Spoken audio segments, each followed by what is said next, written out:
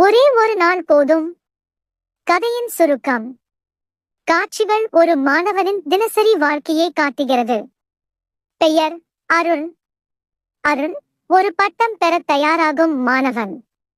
பலமுறை தேர்வில் தோல்வியடைந்தவன். நண்பர்கள், ஆசிரியர்கள் சிலர் அவரை கேலி செய்கிறார்கள். அவன் நோட்டுபுக்கில் ஒரு வரி எழுதுகிறான். நாளை என் நாள் ஆகலாம்.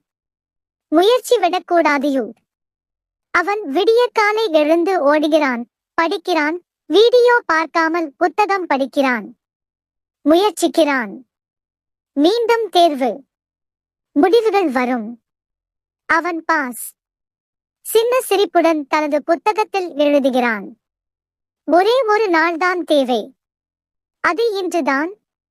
முடிவு. மிக சிம்பிளான உரை.